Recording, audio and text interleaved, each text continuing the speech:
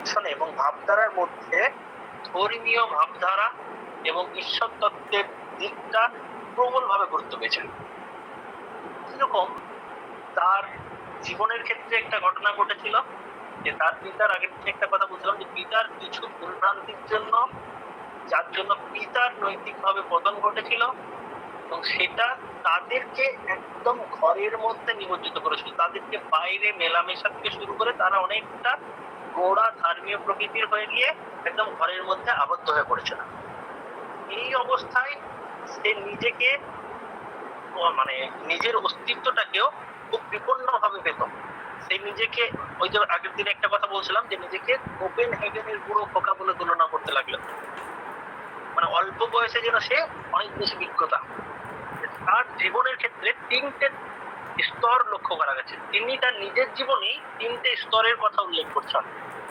প্রথম স্তরে তিনি বলছেন যে অত্যধিক ভোগবিলাস বা ঐশ্বর্যের প্রতি তার একটা মনোনিবেশ।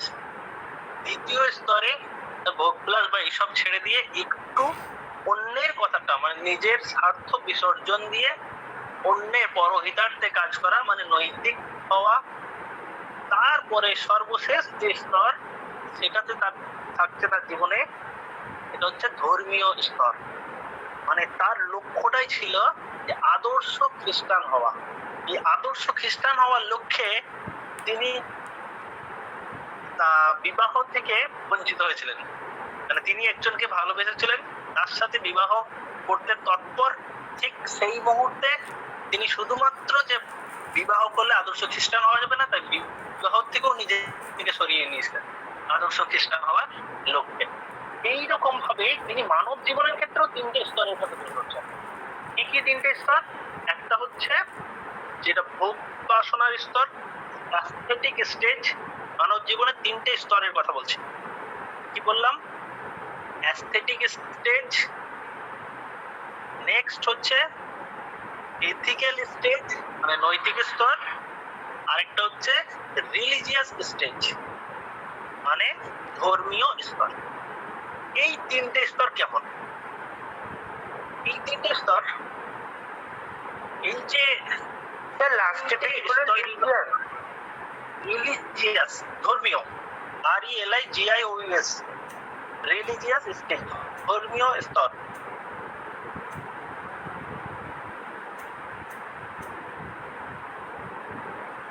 তিনটে কথা বুঝতে পারলে? এবার এই তিনটে স্তরের পৃথক পৃথক ভাবে আমরা আলোচনা করে তার দর্শন এবং তার ব্যক্তিত্বের দিকটাকে তুলে ধরব। প্রথম বলছেন যে এই যে অ্যাস্থেটিক স্টেজ, মানে এইটাকে তিনি বলছেন সাধারণত যেটা আমাদের আবেগ অনুভূতির স্তর, ভোগের স্তর। এই স্তরে আমরা কি থাকি? মানুষ এই স্তরে ইন্দ্রিয় সুখ এবং ভোগ বাসনার প্রতি লালায়িত থাকে। এই সময় তার একটাই লক্ষ্য থাকে যে কিভাবে আমি আমার ইন্দ্রিয় সুখ লাভ করব, আমি আমার যত কামনা বাসনা আছে সেই কামনা বাসনাগুলো পূরণ করব।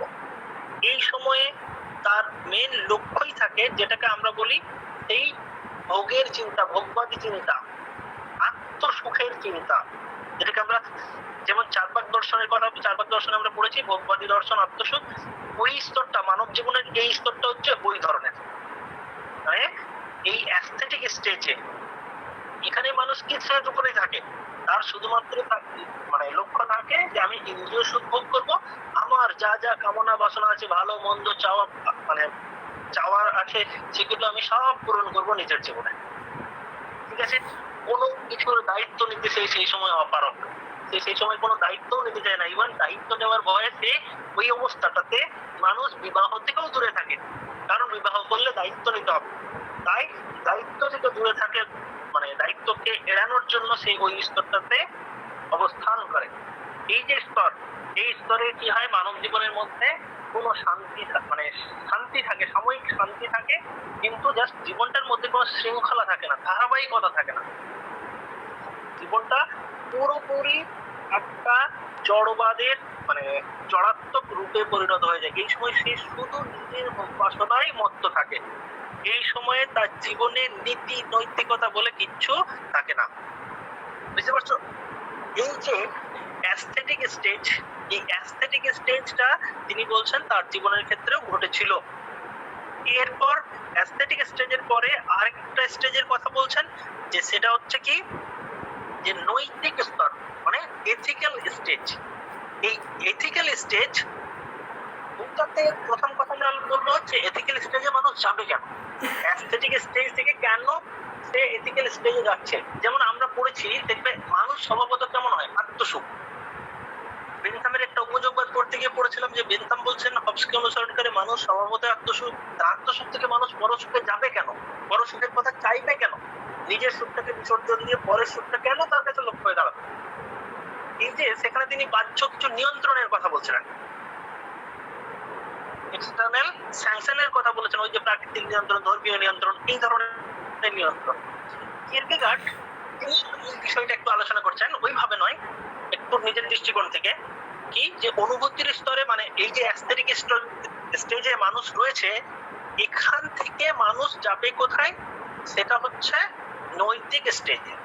এই স্টেজে কিসের চেঞ্জ হবে বলছে, যদি মানুষ শুধুমাত্র অ্যাস্থেটিক স্টেজে থাকে তাহলে তার জীবনের মধ্যে কি আসে, একটা চরম একঘেয়েমিতা আসে। মানে সে শুধুমাত্র নিজের সুখে, তোমাকে যদি ডেইলি তোমার পছন্দের এবং তোমাকে ভালো জায়গাতে রাখা হয়, তুমি এসি বা এইসব যেগুলোকে আমরা দৈহিক সুখের জন্য কাম্য বলে মনে করি, তুমি যদি সম্পূর্ণরূপে তার মধ্যেই নিমজ্জিত থাকো, একটা সময় পরে এগুলো তোমার কাছে একঘেয়েমি লাগবে।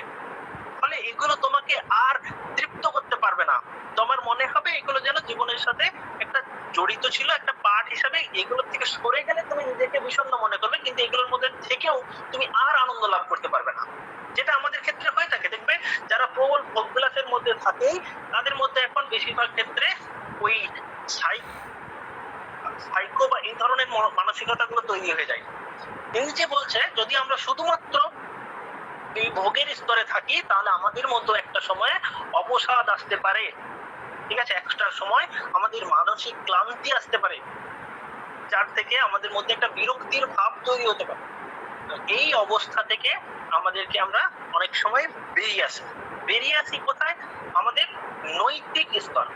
নৈতিক স্তরে এখানে কি হয় ঘটে, এখানে নিজেকে শুধু নিজের সুখের কথা না ভেবে আমরা কি করি, আমাদের ছোট ছোট স্বার্থগুলোকে ত্যাগ করে আমরা অপরের জন্য চিন্তা ভাবনা করি, অপরের কথাটাও আমাদের মানে ভাবনা চিন্তার মধ্যে থেকে যায়। এক্ষেত্রে আমরা যেটা প্রধান কাজ করি সেটা হচ্ছে, শুধুমাত্র এই অনুভব বা দৈহিক সুখের প্রতি লালায়িত না থেকে আমরা কি করি, নিজেদের কর্ম, নিজেদের স্বাধীনতা এবং নিজেদের দায়বদ্ধতা সম্পর্কে সচেতন হয়, এবং সেগুলো হয়ে পড়ে আমরা সেই অনুসারে কর্ম করার একটা তাগিদ তৈরি হয় আমাদের মধ্যে, যে আমরা একটা বিশেষ সংকল্প করলাম, বিশেষ কর্মে মনোনীত হতে পারলাম, আমাদের মধ্যে দায়বদ্ধতা তৈরি হয়ে গেছে। জগতে আমি একা নয়, অনেক ব্যক্তি মানুষ রয়েছে যাদের কোনো না কোনো ভাবে অপর মানুষের সাহায্য প্রয়োজন, সেখানে আমার দায়বদ্ধতা, আমার দায়িত্ব একজন মানুষ হিসাবে, নৈতিক মানুষ হিসাবে, যে আমার অপরকে সাহায্য করা, অপরের জন্য নিজেকে বিলিয়ে দেওয়া, যেটাকে বলা, অপরের জন্য নিজেকে সব সময় প্রস্তুত রাখা, অপরের উন্নতির জন্য, অপরের কাছে সেবার জন্য। এই যে জিনিসটা, এই স্তরটাই হচ্ছে এথিক্যাল স্টেজ। তিনি বলছেন সব থেকে এথিক, মানে তার যে পড়াশোনা, সেখান থেকে তিনি একটা জায়গায় খুঁজে বের করছেন যে নিজের জীবনে সম্পূর্ণরূপে এথিক্যাল ছিলেন কে, সেটা হচ্ছে সক্রেটিস। সক্রেটিস নিজে যে জ্ঞান চর্চা করতে বা নৈতিকতার কথা বলতেন, তিনি নিজের জীবনে যে সেই নৈতিকতাগুলোকে মানতেন না এমনটা নয়, তিনি নিজের জীবনেও সেই নৈতিকতাগুলোকে মেনে চলতেন সম্পূর্ণরূপে। এই যে বিষয়টা সক্রেটিসের, তার জন্য কিরকেগার্ড বলছেন সক্রেটিস হচ্ছেন তার কাছে ওই এথিক্যাল স্টেজ, এথিক মানুষ, এথিক্যাল হিউম্যান। বুঝতে পারছো, এই এথিক্যাল হিউম্যান সক্রেটিসকে তুলনা করে তিনি নিজেকেও যেন সক্রেটিসের মতো একটা জায়গায় তুলনা করেছেন নিজেকে। সক্রেটিস একটা কথাও ছিল, এই ব্যক্তি এই নৈতিক স্তরে, এথিক্যাল স্টেজে কিন্তু ওই যুক্তি বা এইসবের দ্বারা চালিত হবে না, ঠিক আছে, সে শুধু কি করবে, একটা নীতি মানবে, সেই নীতি মানবে। এই নীতিগুলো কিরকম নীতি হবে, যেমনটা আমার কি বল কন্টেস্ট ক্ষেত্রে ক্যাটাগরিক্যাল ইম্পারেটিভের কথা আছে, সেই রকম একটা নিঃশর্ত আদেশ মেনে বিচার বুদ্ধির দ্বারা চালিত হয়ে, শুধুমাত্র যৌক্তিক বিচার বুদ্ধির দ্বারা চালিত হয়ে মানুষ তার কর্ম সম্পাদন করার চেষ্টা করবে। এই মুহূর্তে সে সম্পূর্ণরূপে কি হবে, মানুষকে উদ্দেশ্য রূপে পরিগণিত করবে, ঠিক অনেকটা কান্টের মতো উদ্দেশ্য রূপে পরিগণিত করবে, কখনোই উপায় হিসেবে মানবে না। এটা হচ্ছে মানুষের এথিক্যাল স্টেজ। কিন্তু এই এথিক্যাল স্টেজটা আবার সর্বোচ্চ স্টেজ নয়। এই এথিক্যাল স্টেজটা ওই অ্যাস্থেটিক স্টেজের থেকে উন্নত, অ্যাস্থেটিক স্টেজের থেকে উন্নত। কিন্তু এখানেও মানুষের একটা জায়গায় হতাশা কাজ করে যে তার পাপ বোধজনিত আশঙ্কা, যে সে কোনো পাপ কাজ করে বসলো না তো। এই যে পাপ কাজের একটা আশঙ্কা থাকে, এখান থেকে সে কিন্তু এই অবস্থায় মুক্ত হতে পারে না। তারপরে তার একটা স্টেজ ঘটছে যেখানে সে কোনো রকম যেখানে ধর্মীয় দৃষ্টিকোণ থেকে যে যে বিষয়গুলোকে ন্যায় বলে মনে করে, এতক্ষণ সে যেগুলোকে ন্যায় বলেছিল সেগুলো হচ্ছে শুধুমাত্র বিচার বুদ্ধি নীতিতে, যৌক্তিক বিচার বুদ্ধি, যৌক্তিক নীতিতে চলছিল, যৌক্তিক বিচার বুদ্ধি নীতিতে চলছিল, বিবেকের নীতিতে চলছিল। এরপরে আরেকটা জায়গা আসছে যেখানে তিনি বলছেন যে ধর্মীয় দৃষ্টিকোণ থেকে ধর্মীয় ভাবনাটাও তার কাছে আরেকটা গুরুত্বপূর্ণ জায়গা। এই যে যেগুলোকে ধর্মের দিক থেকেও মনে করা হচ্ছে সেগুলোকেও তিনি মেনে নেওয়ার কথা বলছেন। যেমন ওই যে বললাম তার লক্ষ্য ছিল যে ধর্মীয় স্তরে আমাদের একটা প্রধান দিক থাকে কি, যে যেমন গীতায় বলা হয় যে সর্বকর্ম ঈশ্বরের সমর্পণ। এখানেও তিনি বলছেন যে তার প্রধান লক্ষ্য হচ্ছে ঈশ্বরের প্রতি সব ভার অর্পণ করে দেওয়া। এই ধর্মীয় স্তরে এই জিনিসটা সব থেকে বেশি প্রধান পায়। এই ধর্মীয় স্তরের একটা বিশেষ বৈশিষ্ট্য হচ্ছে এখানে আমাদের বিশ্বাস, ফেথ আর আমাদের অন্তর্মুখীনতা, নিজেকে জানা, এই বিষয়টা কিন্তু সব থেকে গুরুত্ব পায় ধর্মীয় স্তরে। এইটা হচ্ছে সর্বোচ্চ স্তর। এই যে স্তর, এটা মানে তিনি এক জায়গায় বলছেন যে বিশ্বাস হচ্ছে এখানের প্রধান একটা সোর্স। বিশ্বাস মানে তুমি ঈশ্বরে বিশ্বাস, ঈশ্বরের কথাটাও তার দর্শনে আসবে, যে বলবে মানে কিরকেগার্ড থেকে বলবেন যে যদি আমরা ঈশ্বরে বিশ্বাস না রাখি তাহলে আমরা একটা সময় সত্যি চরম ভাবে হতাশাব্যঞ্জক হয়ে পড়বো। এই যে চরম ভাবে হতাশাগ্রস্ত হয়ে পড়া, সেখান থেকে আমাদেরকে বের করার জন্য আমাদের কিন্তু ঈশ্বরের ভাবনাটা বা ঈশ্বরকে বিশ্বাস করাটা আমাদের একটা জায়গায় প্রয়োজনীয়তা আছে, এটা আমাদের অস্তিত্বের সাথে সম্পর্কিত, বুঝতে পারছো?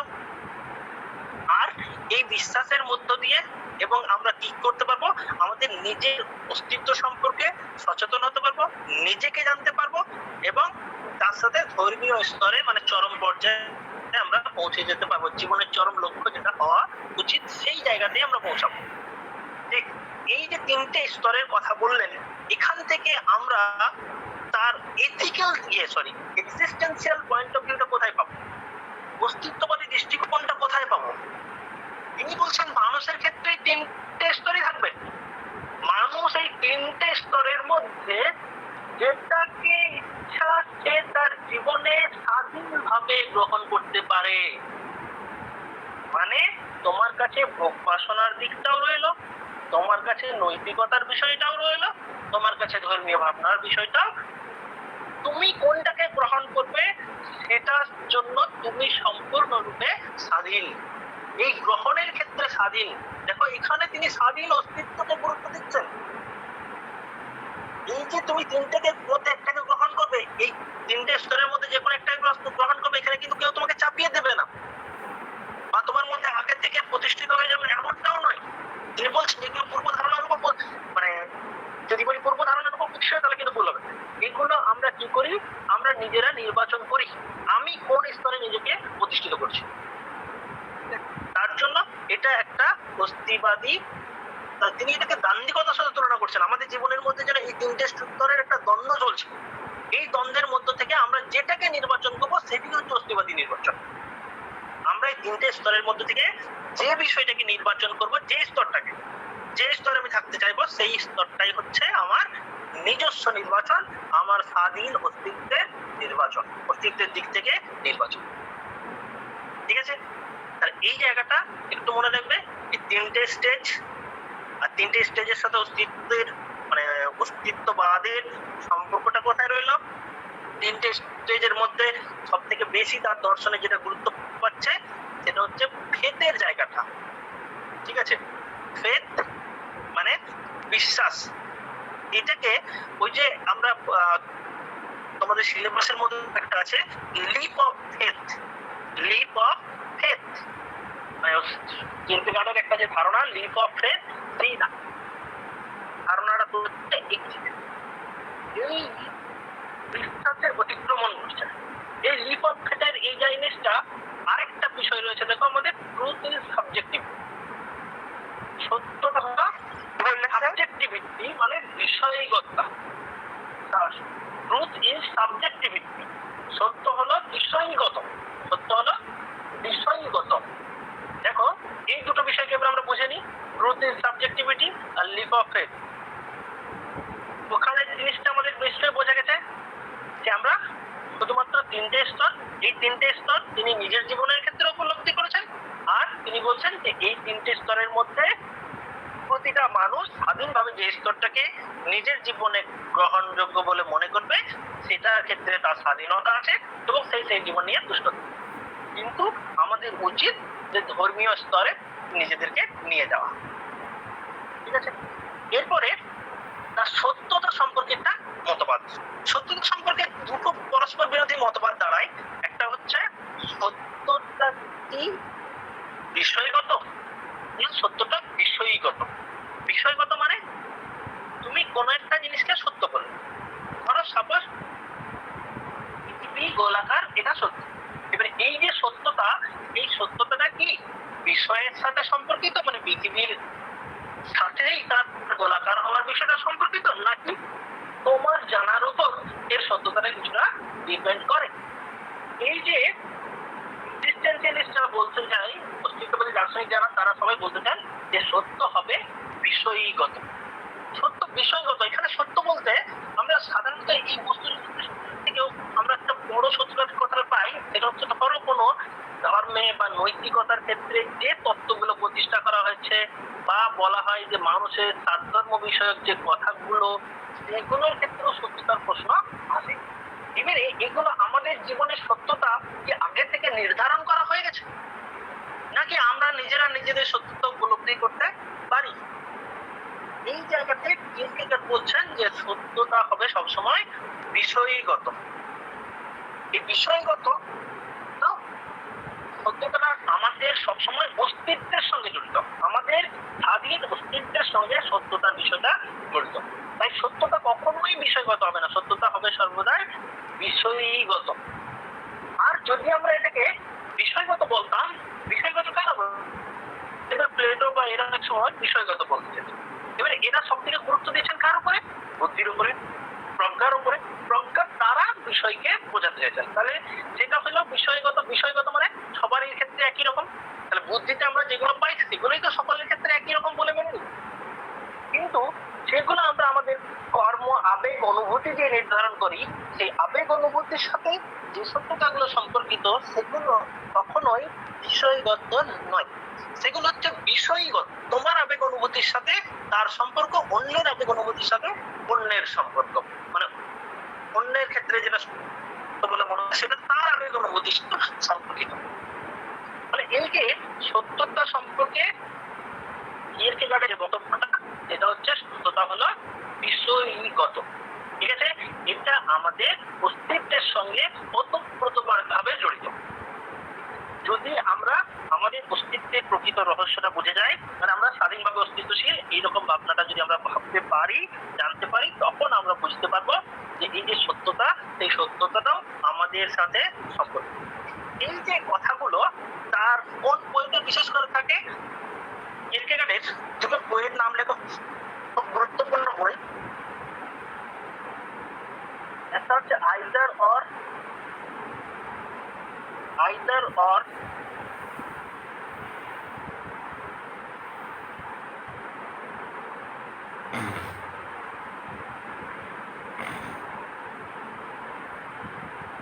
আরেকটা হচ্ছে concluding unscientific post script. Sir একবার একটু বলুন। Concluding including unscientific postscript.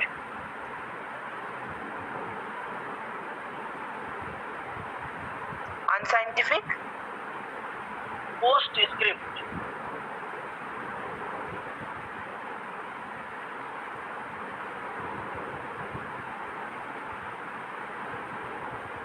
Sir এখানে বলেছিলেন না আবেগ আরেকটা স্যার হ্যাঁ বলো বলেছিলেন না হ্যাঁ বলো আবেগ অনুভূতি সম্পন্ন ব্যক্তিদের ক্ষেত্রে এই বিষয়গতটা ঠিকঠাক হবে না, মানে প্রযোজ্য হবে না। বিষয়গতটা প্রযোজ্য হবে। আমরা আবেগ অনুভূতি দিয়ে সত্য থেকে যা বুঝবো। আচ্ছা স্যার ঠিক আছে। বস্তুবাদী দার্শনিকেরা এরা কখনো বলবে না যে ওই যে ঈশ্বর এগুলো সব সমান। স্যার আবেগ অনুভূতি সত্যতা যেমন আবেগ অনুভূতি বুঝলে কি সেটা কি সত্যি হবে? আমাদের সব এক একজন মানুষের কাছে তো এক এক রকম হবে একটা বিষয়। হ্যাঁ সত্যতা তো ভিন্ন হবে, সাবজেক্টিভ তো। বিষয়টা তো মানে নির্দিষ্ট বিষয়ের যে একটা সত্যতা সেটা তো আমরা প্রমাণ করতে পারবো না। যদি আমরা এদের মধ্যে সত্যতা বা নৈতিকতার কোনো চরম মানদণ্ড নেই, যদি কোনো চরম মানদণ্ড থাকতো ঠিক আছে, তাহলে আমাদের কি হতো? চরম মানদণ্ডটা কে নির্ধারণ করবে? চরম মানদণ্ডের নির্ধারক হিসাবে সেটা আমাকে ঘুরে ফিরে সেই আগের তত্ত্বে সেই বুদ্ধিবাদী তত্ত্বে পৌঁছে যেতাম, বুদ্ধির আলোকে বিশ্বাসটাকে সেটাকে দেখতাম। তাহলে আমাদের যে স্বাধীন অস্তিত্ব, আমি যে বিষয়টাকে আমার মতো করে দেখবো সেটা কোনো নির্ধারণ রইল, মানে সেটার কোনো একটা মানদণ্ড রইল না। এটা ধরো অতীতে 100 বছর আগে যে বিষয়টা সত্য বলে পরিগণিত হতো, আজকের দিনে সেটা নাও সত্য বলে পরিগণিত হতে পারে। বললাম বুঝতে পারছো? এই যে সত্যতার জন্য সবসময় আমাদের বর্তমান পরিস্থিতি আমাদের অস্তিত্বের সাথে সম্পর্কিত। আর অস্তিত্বের সাথে সম্পর্কিত বলে অস্তিত্বের সাথে সাথে এই যে আমাদের আবেগ অনুভূতি, কর্ম করার স্বাধীনতা, নির্বাচন করার স্বাধীনতা, এইগুলোর সাথে সম্পর্কিত। তাই এগুলো সাবজেক্টিভ। আরেকটু বলছি শোনো, তাহলে বুঝে যাবে। আরেকটা গ্রন্থের নাম লেখো, এর 3টে মেইন গ্রন্থ বলে দিচ্ছি ওই জন্য একবারে। The sickness unto death. The sickness unto death.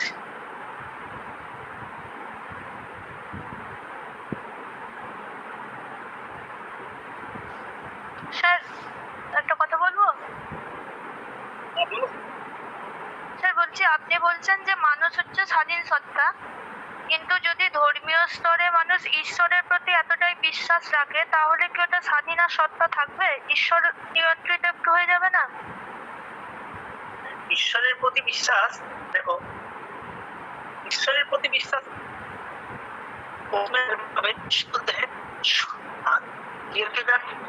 এখান থেকে ছাত্রে বা এদের মধ্যে একটু ভিন্নতাটা কোথায় হচ্ছে? এই জায়গাটাকে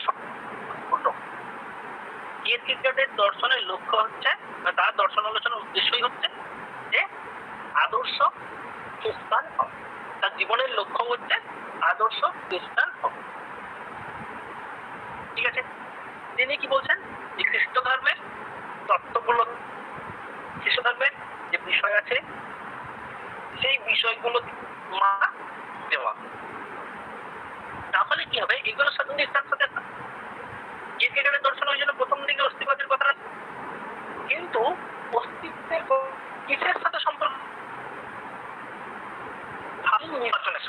তুমি তোমার জীবনে 3টে স্তরই রইল, তুমি কোন স্তরটাকে তুমি গ্রহণযোগ্য মনে করবে সেটা তোমার ক্ষেত্রে সত্য।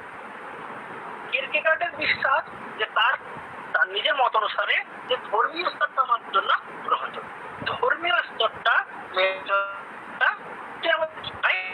আমরা পাপবোধের আশঙ্কায় ভোগী।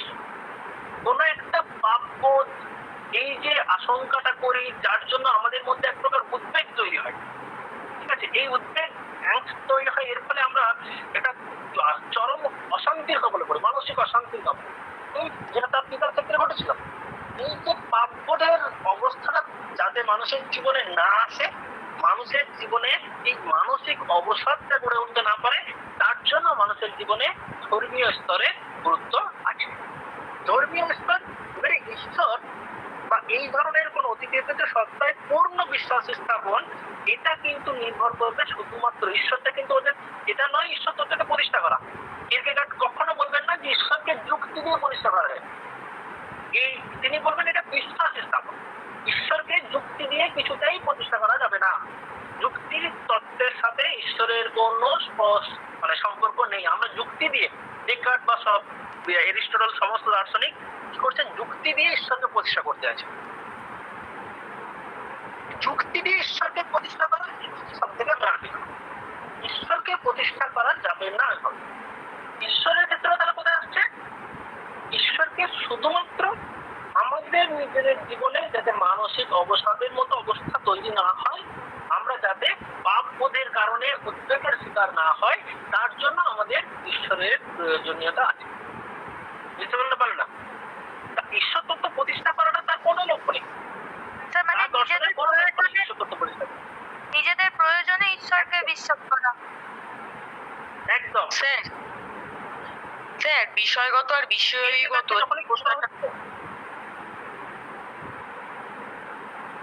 বলো, বুঝলাম না। হ্যাঁ, আমি বলছি যে বিষয়গত আর বিষয়গত এই দুটোর মধ্যে যে বিষয়গতটা সেটা হলো আমরা আবেগ অনুভূতির দ্বারা যে সিদ্ধান্তটা নিজেরা মানে গ্রহণ করব সেটা হলো বিষয়গত হবে, তাই তো? আর বিষয়গতটা বিচার বুদ্ধির মাধ্যমে যে সিদ্ধান্তটা আমরা গ্রহণ করবো। বিষয়গত গুলো বৌদ্ধিক যেসব দার্শনিকেরা আছে, বৌদ্ধিক দার্শনিকেরা সবগুলো বিষয়গত কথা বলে। বুদ্ধিবাদী দার্শনিকেরা ঈশ্বরকে প্রতিষ্ঠা করে দেখবে যুক্তি দিয়ে, যৌক্তিক তত্ত্ব দিয়ে, এসব। কিরকেগার্ড কিন্তু সেইভাবে যুক্তি দিয়ে ঈশ্বরকে প্রতিষ্ঠা করার কথা কোথাও বলেননি বা বলবেন না, কারণ যুক্তির বিরোধিতা। ঠিক আছে, যুক্তি বুদ্ধি, হ্যাঁ বৌদ্ধিক যুক্তি ডিবেট আলাদা ব্যাপার, নৈতিক স্তরে এগুলো প্রয়োজন আছে, কিন্তু তুমি এই কিছু প্রতিষ্ঠা করার ক্ষেত্রে যুক্তি দিয়ে হবে না। ঠিক অনেকটা শ্রী রামকৃষ্ণের একটা কথা, বিশ্বাসে মেলায় বস্তু তর্কে বহুদূর। এবার বলছে বিশ্বাস, বলছে কেন তুমি ঈশ্বর, এখানে কেউ প্রশ্ন করছে, বলছে আপনি যে অস্তিবাদী দার্শনিক, তাহলে আপনি কেন আবার ঈশ্বরের প্রতি আমাদের নিজেদেরকে নিবেদন করতে বলছেন? কারণ বলছে যদি আমরা ঈশ্বরের প্রতি নিজেদেরকে নিবেদন না করি, তাহলে এই জগতে আমরা একটা সময় গিয়ে হতাশায় পীড়িত হয়ে যাবো। হতাশা পীড়িত হয়ে গিয়ে কি হবে, আমাদের মধ্যে চরম মানসিক অবস্থা, আমাদের মধ্যে বেদনা, এইসবে আমরা ভারাক্রান্ত হয়ে পড়বো। ফলে আমরা যেন নন বিং এ পরিণত হয়ে যাবো। এবার বলছে এইগুলো কেন হবে, সব থেকে এর পূর্ণ ব্যাখ্যা আছে শাস্ত্রের দর্শনে গিয়ে আমরা যেটা পাবো। আগের দিনে বলেছিলাম যে আমাদের চরম স্বাধীনতা, আমরা আমাদের নির্বাচনের ক্ষেত্রে সম্পূর্ণরূপে স্বাধীন। তোমার জীবনে অনেকগুলো ক্ষেত্রে নির্বাচনের যে অবস্থা এলো, অনেকগুলো বিকল্পের মধ্যে নির্বাচন করবে, কোনটাকে নির্বাচন করবে তুমি নিজে খুঁজে পাচ্ছ। যখন খুঁজে না পেয়ে তুমি কি করছো, কোনো নির্বাচন না করে আমরা অনেক সময় যখন অনেকগুলো ডিসিশন থেকে নির্বাচন করতে পারবে না, দেখবে কি হবে, সব ছেড়ে দিলাম তার উপরে। এই যে একটা কথা, সব ছেড়ে দিলাম তার উপরে, বা সবটা আমাদের উপরে নেই, এই যে সবটা আমাদের উপরে নেই, এখান থেকে আমরা কি করছি, নিজেদেরকে একটা জায়গায় গিয়ে হতাশা থেকে বের করছি। বুঝতে পারছো কি বলছি আমি? এই জন্য এই হতাশা পীড়িত অবস্থা যাতে মানুষের না হয়, তার জন্য কি ঈশ্বরের কথাটাকে তুলে ধরবে। তিনি নিজে ওই পাপবোধের হতাশার কারণে নৈতিক স্তরের পরে তার ধর্মীয় স্তরে উত্তরণ মানে নিজেকে ঘটিয়েছিলেন, নিজের মানসিক অবস্থাটাকে ধর্মীয় স্তরে উত্তরণ ঘটিয়েছিলেন।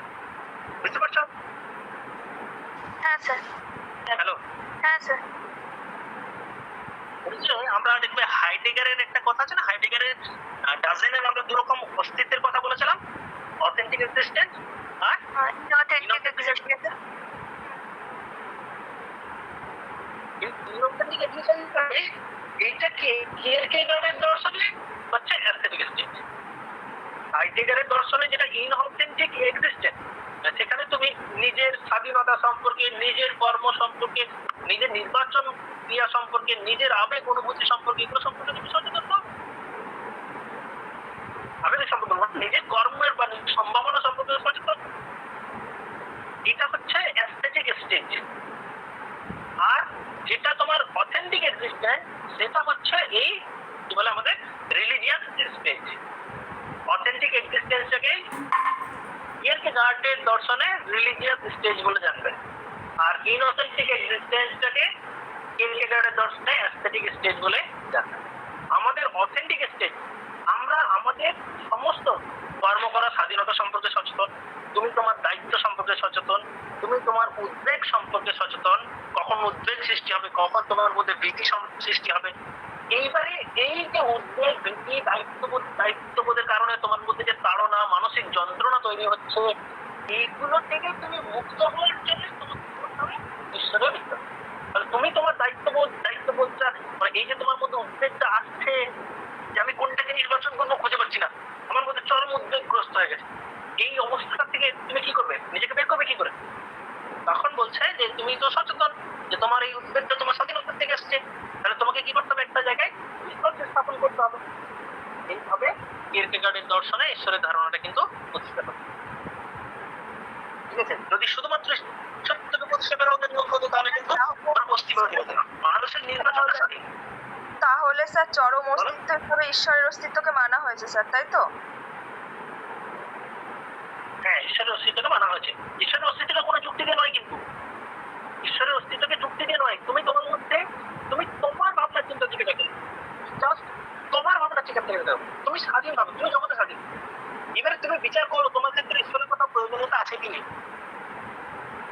তোমাকে কোনো বিধি নিষেধ মানা দরকার নেই, কিন্তু তোমার ক্ষেত্রে ঈশ্বরের প্রয়োজনীয়তা আছে কিনা দেখানো উচিত। স্যার ঈশ্বরের প্রয়োজনীয়তা সবার জীবনেই থাকবে। অবশ্যই কিরকেগার্ডের বক্তব্যটা হচ্ছে এরকম, ওই জন্য যে আমাদেরকে নিজেদের হতাশা থেকে বের করার জন্য আমাদের কিন্তু প্রয়োজনীয়তা আছে। বুঝতে পেরেছো? কিন্তু ওই যুক্তি দিয়ে প্রতিষ্ঠা করাটা ওর লক্ষ্য নয়, যেটা তোমার প্লেটো বলবো না, অ্যারিস্টটল বেশি, ডেকার্টের ক্ষেত্রে বেশি যুক্তি দিয়ে ঈশ্বরকে প্রতিষ্ঠা করা, মানে তুমিও মানো ওই যুক্তিটা, এটা যুক্তি দিয়ে প্রতিষ্ঠা হবে তোমার ক্ষেত্রে। বলো স্যার, যখন কোনো ব্যক্তি দুটো সিদ্ধান্ত গ্রহণের মধ্যে মানে দ্বন্দ্ব ভোগ করবে, তখন তার মধ্যে যে আবেগের সৃষ্টি হবে, সেইখান থেকে বেরোনোর জন্য সে ঈশ্বরকে মানে মানে ঈশ্বরের সহায়তা নেবে, তাই তো বলছেন আপনি? এটা তো আমরা বোঝার জন্য সহজ করে মানে আমি বললাম যে আমি আমার বলো, আমি বলতে যাচ্ছি যখন ব্যক্তি বলো বলো বলো বলো বলছি স্যার, যখন একজন ব্যক্তি দুটো সিদ্ধান্তের মধ্যে দ্বন্দ্ব মানে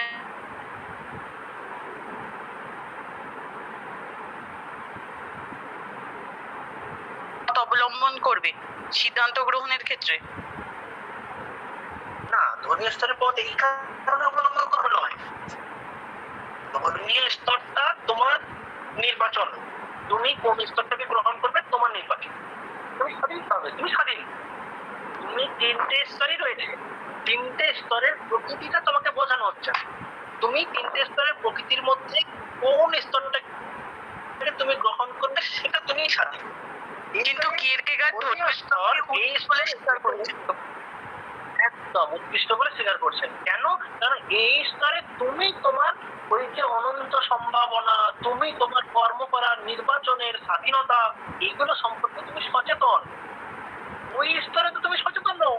যখন তুমি ভোগ বাসনার স্তরে আছো তখন তুমি শুধুমাত্র ভোগ বিলাসে মত্ত হয়ে গেছো। ভোগ বিলাসে মত্ত হয়ে গেছো মানে কি? তুমি জগতে অন্যান্য কিছু স্বার্থে নিজেকে পাচ্ছ এবং তুমি নিজেকে একজন স্বার্থপর মানুষ হিসাবে পাচ্ছ। ওখানে সব থেকে বড় দিক যে শুধুমাত্র নিজের দৈহিক সুখে এই যে স্তর, এই স্তরটা তোমাকে উন্নতি সাধন করতে পারে না, তোমাকে সর্বোচ্চ সুখ দিতে পারে না, সর্বোচ্চ সুখ দিতে পারে না। কারণ এই ইনোভেটিভ থিঙ্কিং কিছু না, তোমার নতুন পরিকল্পনা কিছু এলো না, তোমার অন্যের কষ্ট লাগাতে আনন্দ পেলে না, একটা একাকিত্ব বোধ করতে লাগে। অনেক করে নাও জগতের তুমি এখানেও, তাহলে তুমি লাগবে এখান থেকে বেরোতে। এইগুলো বের করার জন্য পরে একটা স্টেজ রয়েছে নৈতিক স্তর। তুমি ডাইরেক্ট স্তরে যদি না যাও এইভাবেও তুমি যেতে পারো। কিন্তু স্যার নৈতিক স্তর তো আপনি বললেন বিচার বুদ্ধির মাধ্যমে আমরা মানে করে থাকি, তাহলে তো সেখানে সত্যতাটা মানে বিষয়গত হয়ে যাচ্ছে।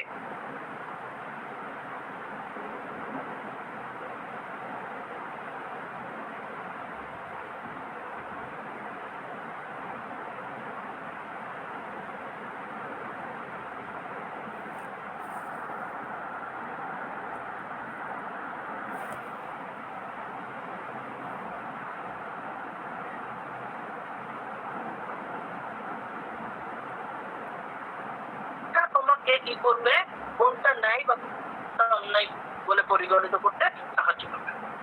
এখানে বাইরে থেকে নেই, এখানেও তোমার বিষয়গত কথা নেই, এখানেও বিষয়গততার কথা নেই। তোমাকে বাইরের থেকে নৈতিকতা চাপিয়ে দেওয়া হবে না। বুঝতে পারছো কি বলছি আমি? হ্যাঁ স্যার, নৈতিকতাটা ব্যক্তি নিজের ভেতর থেকে বাইরে থেকে চাপিয়ে দেওয়া হবে না। একদম তুমি, হ্যাঁ, কিন্তু কি ওই যে কান্টের মধ্যে অনেকটা নিঃশর্ত আদেশের মতো, নিঃশর্ত আদেশের মতো। স্যার বলছি, আচ্ছা এবারে দেখো আমরা যে আলোচনাটা করছিলাম, বলো। স্যার বলছি যে এই স্টেজ, আর একটু বলে নি। আচ্ছা হ্যাঁ আচ্ছা।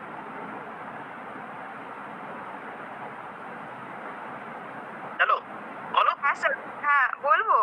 বলছি যে যে স্টেজগুলো আছে না, অ্যাস্থেটিক স্টেজ, তারপরে এথিক্যাল, রিলিজিয়াস, এইগুলো কি মানুষের জীবনে পরপর স্তর বাই আসে, নাকি কোনো মানুষের না, না। জীবনে এথিক্যালটা আগে আসতে পারে, অ্যাস্থেটিকটা নাও আসতে পারে, এরকম কি হতে পারে? তোমার কর্ম জীবনে অনুযায়ী যেটা কিরকম? নির্বাচন করতে পারো। তুমি তোমার জীবনে যেটা ইচ্ছে নির্বাচন করতে পারো। কোনো একজন ব্যক্তি তার পুরো জীবনটাতে সে ভোগের স্তরে কাটাতে পারে, আবার কোনো ব্যক্তি সে তার পুরো জীবনে ধর্মীয় স্তরেও কাটাতে পারে। তুমি কোন স্তরটাকে নির্বাচন করবে সেটা তোমার ক্ষেত্রে সাথে। আর হ্যাঁ স্যার, ঠিক আছে। ধারাবাহিকতাও নেই যে তোমাকে ভোগের স্তর থেকে তুমি ধর্মীয় স্তরে আসতে পারবে না, এরকম কোনো কথা নেই। ভোগের স্তর, নৈতিক স্তর, ধর্মীয় স্তর, এরকমও যে এইটার পরে এটাই আসতে হবে এরকম কোনো দিক বিধবা নেই। স্যার না, মানুষের জীবনে তো এরকম হয় স্যার, এরকম তো হয়, মানুষ তো ভোগ বিলাসে কাটায়, সেখান থেকে স্তর থেকে মানুষ উত্তীর্ণ হয়ে মানুষ এথিক্যাল পর্যায়ে যায়, তারপরে সে সংযত করতে করতে এটার জন্য তো তিনি রিলিজিয়াস পর্যায়ে যেতে পারে। বলো। এরকম তো হতে পারে। হ্যাঁ স্যার। হ্যাঁ, এই যে আমি কি বললাম যে তিনি কেন বলছেন যে আমি একজন ব্যক্তি ভোগের স্তর থেকে নৈতিক স্তরে যাবে কেন, তখন বলছে ভোগের স্তর থেকে সে ব্যক্তিরা নৈতিক স্তরে যেতে পারে একটা কারণ। তো সে যখন ভোগের স্তরে সে রয়েছে তখন সে ওই যে নিজের অনুশাসন বা নিজে নিজেকে সংযত করা, এইটার একটা অভাব রইল।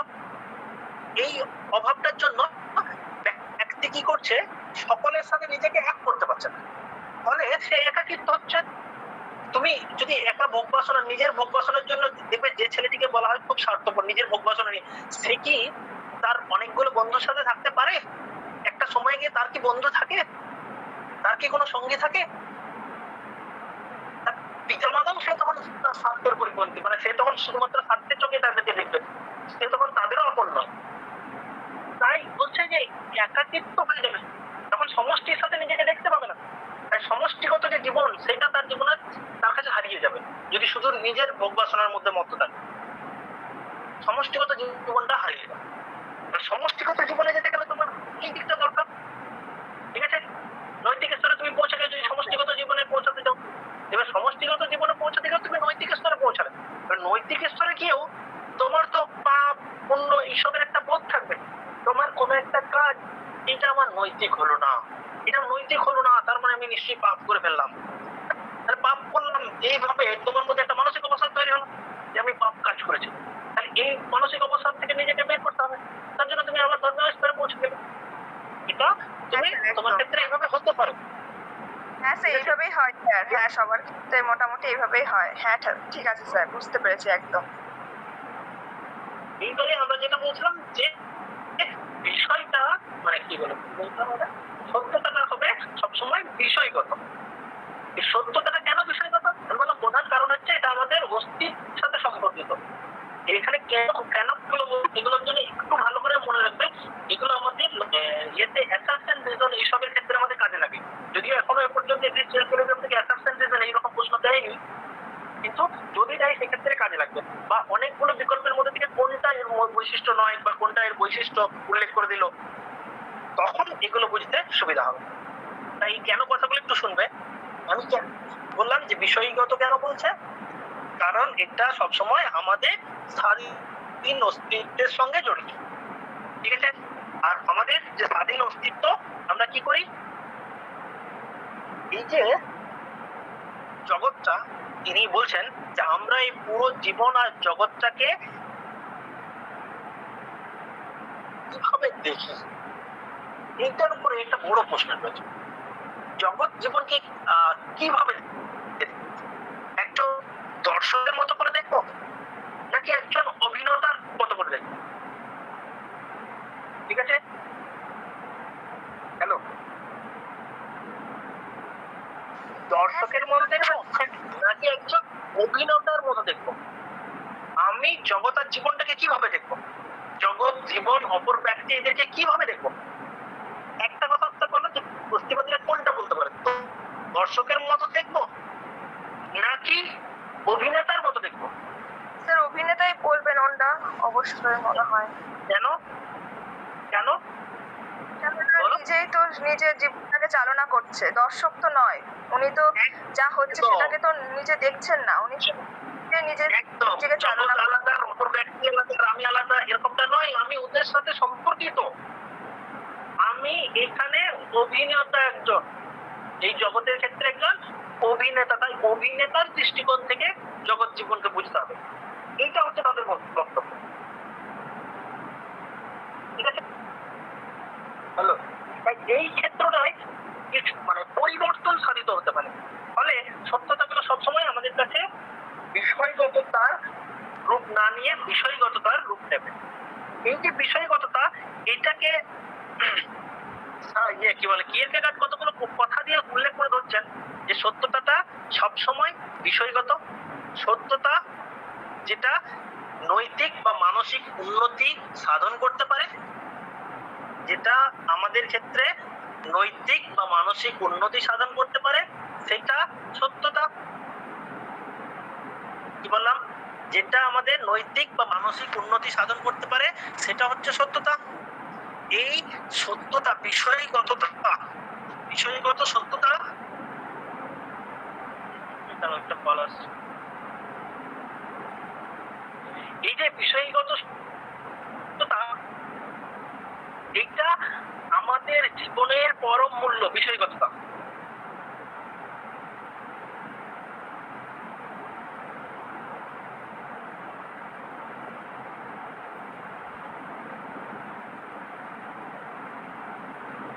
হ্যালো, দেখো শোনো, স্যার আরেকবার একটু বলবেন লাইনটা? নৈতিক ও মানসিক উন্নতি সাধন করতে পারে, সেটাই বিষয়গত সত্যতা। কল আসছিল বলে তুমি শুনতে আবার হচ্ছে।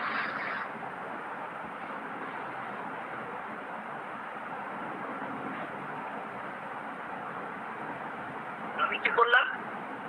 যে এই সত্যতাই আমাদের নৈতিক এবং মানসিক উন্নতি সাধন করে।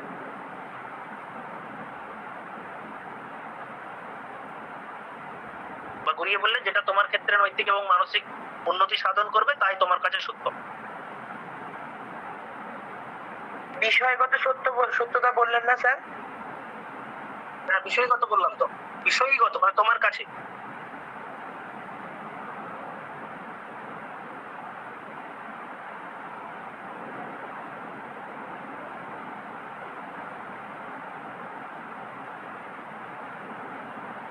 ঠিক আছে, এই যে এটা বিষয়গত হওয়াতেই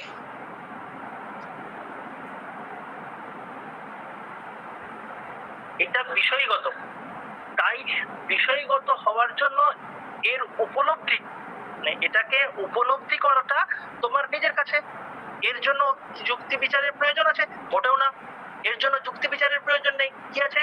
তোমার আবেগের প্রয়োজন আছে, তোমার অনুভূতির প্রয়োজন আছে, তোমার আন্তরিকতার প্রয়োজন আছে সত্যতাকে উপলব্ধি করার জন্য। ঠিক আছে, সত্যতাকে উপলব্ধি, এই যে সত্যতা বিষয়গত, এই বিষয়গত বলেই তিনি বলবেন, ওই যে ওই কথাটা তোমরা যে বলছিলে ঈশ্বরের ব্যাপারটা, ঈশ্বরের ক্ষেত্রে তিনি বলবেন যুক্তি বুদ্ধি এসবের কোনো প্রয়োজন নেই। যুক্তি বুদ্ধির সাহায্যে ঈশ্বরকে পাওয়া যায় না। যুক্তি বুদ্ধির সাহায্যে যদি আমরা ঈশ্বরকে প্রমাণ করতে যাই তাহলে সেটা আমাদের একটা অর্থহীন প্রয়াস বলা হবে সেটাকে। তাহলে আমাদের এই যে সমস্ত বিষয়, সেই বিষয়গুলোকে আমরা কিভাবে বুঝবো? এই যে সত্যতা, সেগুলোকে আমরা বিষয়গত দৃষ্টিকোণ থেকে বোঝার চেষ্টা করব। ঠিক আছে, আর এই বিষয়গত দৃষ্টিকোণ থেকে বুঝতে গিয়ে বা বোঝাতে গিয়ে তিনি একটা কথা বলছেন যে সত্যতাটা হলো লিপ অফ ফেথ। সত্যতাটা হলো leap of faith. Leap of ফেথটা কেমন? লিপ অফ ফেথ মানে কি? বিশ্বাসের লিপ মানে হচ্ছে ঝাঁপ বা লম্ফন, বিশ্বাসের ঝাঁপ। এই যে সত্যতাটা তোমার কিসের উপরে ডিপেন্ড করবে? সত্যতাটা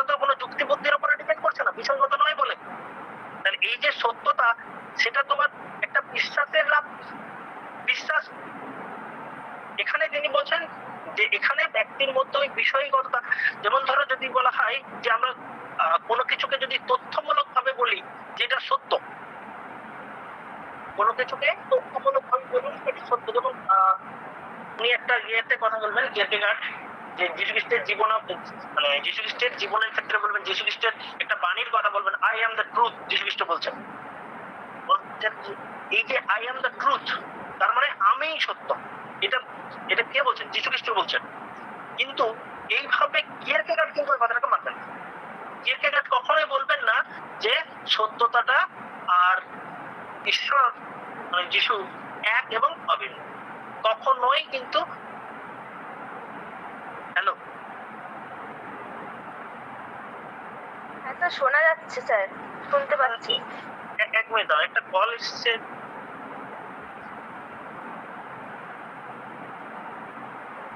দেখো, এই যে সত্যতা আর বিষয়গততা, সত্যতার এই বিষয়গততার জন্য তিনি কি বললেন, যে বিশ্বাসের ঝাঁপ, এই কথাগুলোকে তিনি তুলে ধরলেন। যে বিশ্বাস, এই বিশ্বাসটা এটা আমাদের চিন্তনের থেকেও অনেক বেশি আমাদের আবেগ অনুভূতির কাছাকাছি। আর এটাই আমাদের এই যে বিশ্বাসটা, বিশ্বাসটা যুক্তির কাছাকাছি নয়, বিশ্বাসটা আমাদের আবেগ অনুভূতির কাছাকাছি, বিশ্বাসটা আমাদের সেন্টিমেন্টের কাছাকাছি। ঠিক তাই বিশ্বাসের উত্তরণ বা এই বিষয়টাকে কিয়ারকেগার্ড তুলে ধরছেন। বলো, এর মধ্যে থেকে কিছু বলার আছে তো? যুক্তি দিয়ে কোনো জিনিস বিচার করা আর বিশ্বাসের উপর নির্ভরশীল হয়ে বিচার করা, সেটা তো ভুল হওয়ার সম্ভাবনা থাকে স্যার। আর আমি যদি কোনো একটা বিশ্বাসকে আমি যদি মেনে নিই, তাহলে ছাত্র আর শিক্ষকের মধ্যে কোনো পার্থক্য থাকবে না তো, যদি ব্যক্তির উপর সবকিছু নির্ভরশীল হয়। মানে ব্যক্তি বলে সত্যি, তাহলে শিক্ষক বলবেন আর একটা মিথ্যা, ওটা মিথ্যা হবে বা সত্য হবে। সেরকম হিসাবে শিক্ষক আর ছাত্রের মধ্যে কোনো পার্থক্যই থাকবে না। একদম ঠিক কথা, তোমার কথাটার মধ্যে কোনো ভুল নেই। এবারে শোনো, তোমার কথাটা, এই কথাগুলো কারা তুলে ধরেছিলেন? আমরা বললাম প্লেটো বা ওদের উপর বক্তব্য অনুসারে ছিল যে সত্য সেটা একটাই হবে, চূড়ান্ত, ঠিক, যেটা আমরা বুদ্ধি দিয়ে পাবো, যেটা আমরা ইন্দ্রিয় অভিজ্ঞতার সাথে নয়। ইন্দ্রিয় অভিজ্ঞতাতে আমরা একই বিষয়কে বিভিন্ন ভাবে পেতে পারি, বিভিন্ন জন বিভিন্ন ভাবে পেতে পারি, ফলে একটা বিভ্রান্তি সৃষ্টি হবে। এদের বক্তব্য ওখানে কোন বিষয়ের যে সত্যতা সেটা কে নির্ধারণ করে, এটা যে সত্য, ওখানে বলতে গিয়ে ওরা সর্বোপরি সেই চলে যাবে কোথায়? সেই সামান্যে, সেই ঈশ্বরে, সেই ডেমিয়াজ। এখানে ওরা বলবে যে একটা বিষয় যে সত্য সেটা নির্ধারণ করা হবে কি? যদি আমি যুক্তি বুদ্ধির সাহায্যে সত্যটাকে নির্ধারণ করি, তাহলে সব থেকে বড় বিভ্রান্তি। যুক্তি বুদ্ধি কি করে? এটা আরেকটু ভালোভাবে আমি একটা সহজ কথায় বলতে পারি যে এমন কোন যুক্তি নেই যে যুক্তিটাকে খণ্ডন করা যায় না। এমন কোন যুক্তি নেই যে যুক্তিটাকে খণ্ডন করা যায় না। ফলে তুমি যদি কোনো জিনিসকে যুক্তি দিয়ে প্রতিষ্ঠা করতে যাও, তাহলে কি সেটা প্রতিষ্ঠা পাবে? যদি প্রতিষ্ঠা পেত, তাহলে এতদিনে বুদ্ধিবাদী দার্শনিক যে সিদ্ধান্তটা একটা জায়গায় গিয়ে থেমে যেত, একটা জায়গায় গিয়ে ফিক্সড হতো। বাট একটা বুদ্ধিবাদী দার্শনিকের বক্তব্য আরেকটা বুদ্ধিবাদীর দ্বারা যথেষ্টভাবে মানে যথেষ্টভাবে ভুল প্রমাণিত হয়, খণ্ডন করা হয়। ইভেন আমরা দৈনন্দিন জীবনে জানি যে এমন কোনো যুক্তি নেই যেগুলো খণ্ডন করা যায় না। কেউ কেউ বলে দেবে আইন তৈরি হয় ফাঁক রেখে। না, আইন তৈরি হচ্ছে একটা যুক্তি, একটা বুদ্ধি বিচার বিবেচনা দিয়ে। একটা বিচার বিবেচনা থেকে গণ্য হলেও সেই বিচার বিবেচনা আরেকটু উন্নত পর্যায়ে হতে পারে, ফলে তার ফাঁক এমনি তৈরি হয়ে যাবে, গ্যাপ হয়ে যাবে। আমাদের মধ্যে বুদ্ধি বা যুক্তিটা এমন স্তরে নেই যে যুক্তিটা অখণ্ড, মানে যে যুক্তিটাকে আর খণ্ডনই করা যাবে না, কারণ মানুষের বুদ্ধি সীমিত। ফলে সে হবে যে আমাদের, তুমি যে কথাটা বলছো যে একটা চূড়ান্ত সত্যতা, সেটা কিন্তু তাও পাবো না। তাই আমরা যদি তার থেকে আমাদের ব্যক্তিগত সত্যতার দিকে, মানে বিষয়গত সত্য, ব্যক্তিগত বলবো না, বিষয়গত সত্যতার দিকে গুরুত্ব দিই, তাহলে তাহলে এক তুমি তোমার অস্তিত্বটাকে বা আমার অস্তিত্বটাকে, স্বাধীন অস্তিত্বটাকে প্রতিষ্ঠা করা যাবে। আমরা একজন অস্তিত্বশীল এবং আমাদের নির্বাচনের ক্ষেত্রে স্বাধীন, বিচার বিবেচনার ক্ষেত্রেও স্বাধীন, সমস্ত কিছুর ক্ষেত্রে আমরা স্বাধীন। দ্বিতীয় হচ্ছে আমাদের আবেগ অনুভূতিটা এখানে গুরুত্ব পাবে। আমাদের আবেগ অনুভূতি, আমি যদি ধরো আমাদের বাড়িতে কোনো একজন ভদ্রময়ী মানে ঠাকুমাকে ধরো, ঠাকুমাকে যদি আমি যুক্তি দিয়ে এই বিষয়টাকে তুলে ধরতে চাই যে রানী রাসমণির ওই যে বিভিন্ন কল্প কাহিনী তোমরা শুনছো, এগুলো সবটা সত্য নয় বা এর সাথে কোনো প্রাসঙ্গিকতা নেই, তাদের কিন্তু ওই জিনিসটা প্রতিষ্ঠা পাবে না, উল্টে সে তোমারটাও বুঝবে না। আর সে নিজে ওইটাকে উপলব্ধি করে ওটাকে বুঝে নিয়ে তার মনটাকে যে ধর্মীয় স্তরে নিয়ে যাচ্ছিল, মানে তার মধ্যে যে নৈতিকতা তৈরি হচ্ছিল, সেগুলোও তৈরি হবে না। ফলে সে কোনো দিকটাই গুরুত্ব পাবে না। তার জীবনের ক্ষেত্রে যেন তুমিও প্রভাব বিস্তার করে ফেলতে পারো, ফলে সে তার স্বাধীন অস্তিত্বটাই পাচ্ছে না। এই জন্য কি হচ্ছে, নির্বাচনটা হবে স্বাধীন, আর এখানে আবেগ অনুভূতির গুরুত্ব থাকবে। তাহলে তুমি যেটাকে সত্য বলে মনে করবে, সেখানে তোমার আবেগ অনুভূতি আর সেন্টিমেন্ট প্রভাব পাবে। আবেগ অনুভূতি আর সেন্টিমেন্ট প্রভাব পাবে, ঠিক আছে? আবেগ অনুভূতি সেন্টিমেন্ট প্রভাব পাওয়া মানে যে একজন শিক্ষক আর একজন ছাত্র দুটো ভিন্ন হয়ে যাওয়া না। শিক্ষক যেটাকে সত্য বলে মনে করছিল, পরবর্তীকালে সে কিন্তু আমরা পরপর দেখতে পাবো রাসেলের ছাত্র রাসেলের বিরোধিতা করছে, মোরের ছাত্র মোরের বিরোধিতা করছে। তত্ত্বের ক্ষেত্রে যে বিরোধিতাটা মানে তার থেকে মানে উন্নত কথা বলছেন, তার কথাটাকে ভুল প্রমাণ করে সে আরেকটু যথাযথ মত দিচ্ছেন। হতে পারে ছাত্র শিক্ষকের ক্ষেত্রেও এই প্রসঙ্গটা আসে না। কি হয়, ছাত্র মানে শিক্ষক সে তথ্য দেবে, সে কিছু যুক্তি উপস্থাপন করতে শেখাবে, যে যুক্তিগুলোতে তুমি যুক্তি প্রয়োগ করতে পারছো না সেক্ষেত্রে তোমাকে যুক্তি প্রয়োগ করতে হবে। বাট ওইটাতে তুমি বিশ্বাস স্থাপন করবে কিনা, মানে ওইটাকে তুমি সত্য বলে ধরে নেবে কিনা, সেটা তোমার উপরে।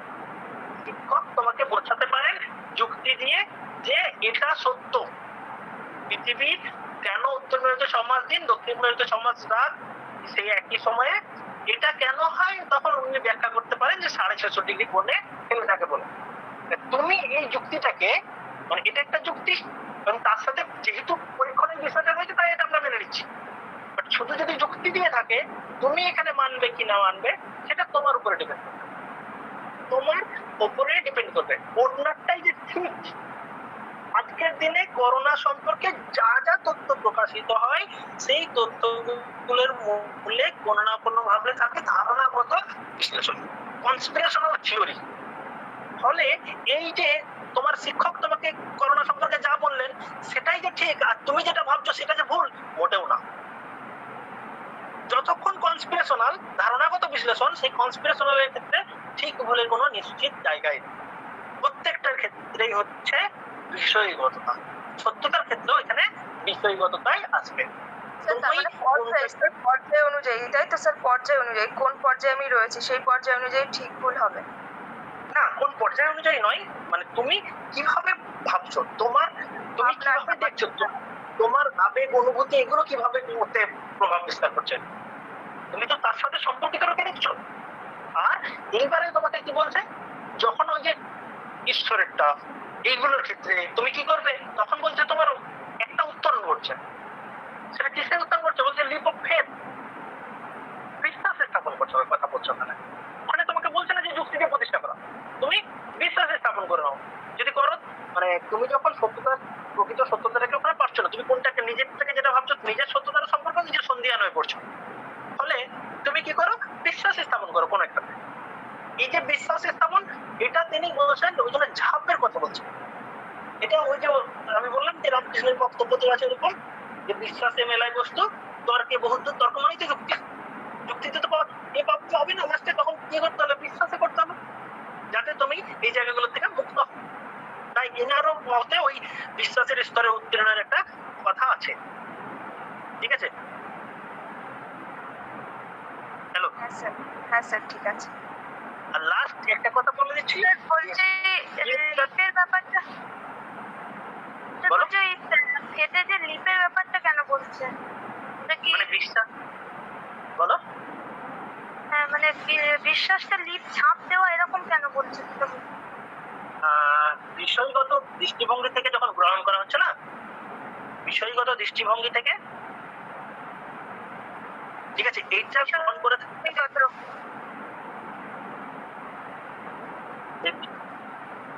ধর্মীয় বিশ্বাস, ঠিক আছে, faith, এই ধর্মীয় মানে গ্রহণ করে থাকার জন্য আমাদের কি হচ্ছে, যখন আমাদের এই উত্তরণ ঘটছে, সেই উত্তরণটাকে বলছে যে লিপ অফ ফেথ। এখানে পুরো যে সত্যতাটা, সেই সত্যতাটাকে স্বীকার করা হবে বিষয়গততার মানে বিকামিং, ওটা একটা কথা আছে, becoming of the individual subjectivity, যে একজন পৃথক ব্যক্তি বিশেষের বিষয়গততার ভবন। এই বিষয়টা যে তুমি এই যে কোনো একটা বিষয়ে বিশ্বাস স্থাপন করছো, যেমন ধর্মীয় বিশ্বাস বা ঈশ্বরের বিশ্বাস, ঈশ্বর হচ্ছে তোমার, ঠিক আছে, এইবারে সেই ক্ষেত্রে তুমি কি করছো, অনেকগুলো দান্দিকতার বিষয় রইলো, কোনটাকে বিশ্বাস করবো কোনটাকে বিশ্বাস করবো না করবো, এই তুমি তখন কোনো একটাকে নির্বাচন করলে। এই যে বিশ্বাস, একটা বিষয়ের নির্বাচন, এই বিশ্বাসগুলো আমার একটা উত্তরণ, একটা লেভেল, ঠিক আছে। এটা কোথায় বললাম আমি, যখন তোমার লিপ অফ ফেথ ঘটছে তখন কোনখানে, ঈশ্বরের বিশ্বাসের ক্ষেত্রে। তুমি যদি ঈশ্বরকে ধরতে যাও, তোমার নিজের অন্তরের আন্তরিকতার সাহায্য ধরতে হবে।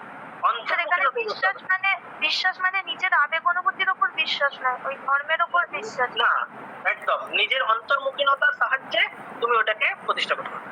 এবারে এইখানে তুমি কি করছো, বিশ্বাসের জায়গাটা, ঠিক আছে, তুমি বিষয়গত ভাবে কখনো ঈশ্বরকে পাবে না। আর ঈশ্বরকে পাওয়ার কথাটাই মানে এই যে লিপ অফ ফেথ, এটা ঈশ্বরকে পাওয়ার ক্ষেত্রে বিশেষ করে কথার কথাটা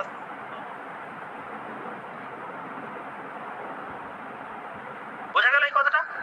আর একটা বিশেষ কথা হচ্ছে কি, যে এই যে সত্যতাটা, যে সত্যতাটা আমি বুঝতে পারিনি, আর একবার বলুন না, মানে এইখানে আমি এই ঝাপটা কি করে হচ্ছে, মানে আমি এই জায়গাটা বুঝতে পারছি না, এটা আর একবার বলুন না।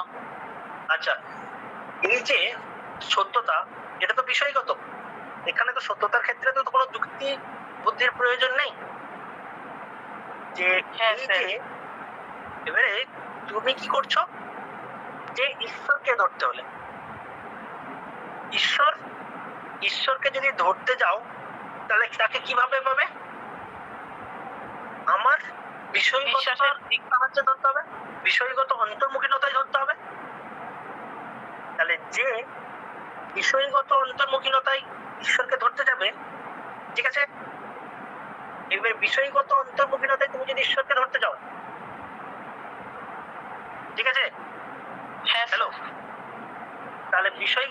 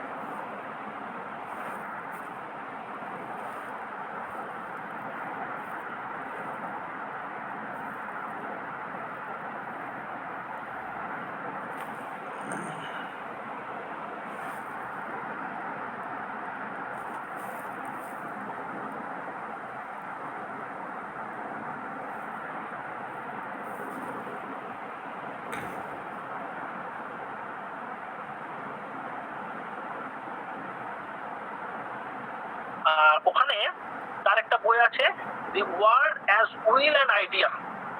এই যে বইটা, এই বইটা তিনি পাঠ করার পরে তিনি সব থেকে বেশি এই খ্রিস্ট ধর্ম এবং নৈতিকতার বিরোধিতা করেন। খ্রিস্ট ধর্মের এখানে তিনি কয়েকটা নিজের জীবনে তিনি ওই জিনিসগুলো মেনে চলার চেষ্টা করবেন, একদম পুরো নৈতিকতার ও উল্টোটা। নৈতিকতার উল্টোটা মানে আমি যদি এক কথায় ধরি, গান্ধীজির উল্টোটা, উল্টো পথে হাঁটবেন হচ্ছে গান্ধীজির উল্টো পথ। এখানে নিশ্চয় কিছু মেন বই আছে, হ্যালো, সেই বইয়ের দুটো নাম লেখো, দুটো মেন বই।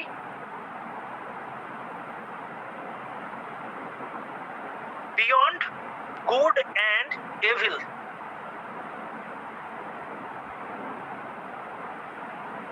Beyond good and evil.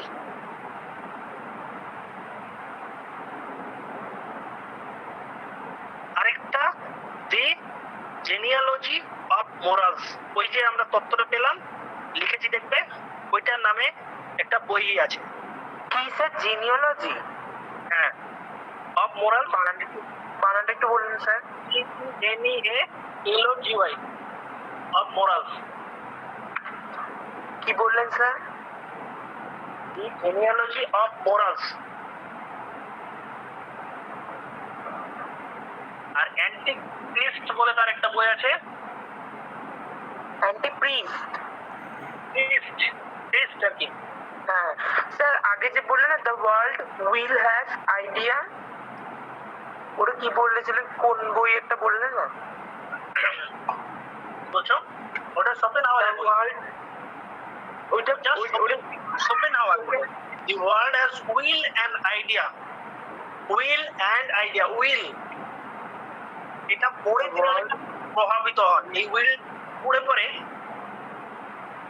Schopenhauer, Russo, Voltaire, এদের অনেকগুলো দর্শনের সাথে সাথে এদের কি হয়, বিবর্তনবাদী ভাবনা চিন্তা এদের মধ্যে বেশি প্রভাবিত আছে। কি করে সমাজ সংস্কৃতি সবকিছু বিবর্তন সাধন সম্ভব বা হয় কিভাবে, সেগুলো তারা ব্যাখ্যা করেছেন। এই বইগুলোর থেকে তিনি যখন এগুলো পাঠ করেন তার মনের মধ্যে একটা প্রভাব বিস্তার করে গেল, তার ফলে তার ওই নৈতিকতার বিরোধিতা করা এটা তৈরি হয়ে যায়।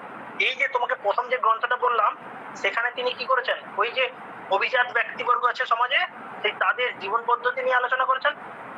আর আমরা যে নৈতিকতার ক্ষেত্রে গতানুগতিক নিয়মগুলো মেনে চলি, ন্যায় অন্যায় বিচার বিবেচনার ক্ষেত্রে, সেই গতানুগতিক নিয়মগুলোর বিরোধিতা করেন। কোন কোন বইটা? Beyond good and evil. আর এই যে জেনিওলজি অফ মোরালস, এই যে তত্ত্বটা আছে, এখানে তিনি তার কাজ কি, এখানে তিনি তার নৈতিক মত আলোচনা করছেন। গতানুগতিক নৈতিক মত, এটার বিরোধিতা করছেন। গতানুগতিক ভাবে আমরা যেটাকে ন্যায় অন্যায় বলি, তার বিরোধিতা করছেন। এবারে নিজস্ব নৈতিক মত মানে আলোচনা করছেন। আর বিশেষ করে ওখানে কি করছেন, যে আমাদের যে জীবন সম্পর্কে খ্রিস্টানদের যে ধারণাটা, সেগুলোকেও তিনি তুলে ধরছেন। জেনিয়ালজি অফ মোরালস, ঠিক আছে, এবং সেগুলোকে তুলে ধরে খ্রিস্টানদের ওই ধারণাটার সমালোচনা করছেন। তার দর্শনে একটা গুরুত্বপূর্ণ জায়গা পাচ্ছে কোন বইটা? দি জেনিয়ালজি অফ মোরালস। নিজের নৈতিক মত তুলে ধরছেন, আর তার সাথে কি করছে,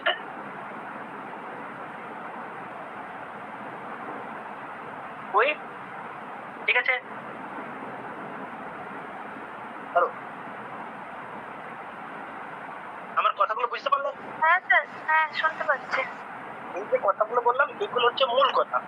এইবারে এইগুলোকে আমরা ব্যাখ্যা করব। প্রথম যে তিনি প্রথম থেকে একটা জিনিস ভাবনা চিন্তা করে নিয়েছেন, ওই যে বললাম গ্রিস আর রোমের যে ধ্বংসের, ওদের অধঃপতনের, এদের অবক্ষয়ের কারণটা কারা? এই জার্মান সাম্রাজ্য, ঠিক আছে। জার্মানরা অনেকাংশে দায়ী। কিভাবে? তারা ওই খ্রিস্টীয় দৃষ্টিভঙ্গি পোষণ করে, খ্রিস্টীয় মানসিকতা পোষণ করে।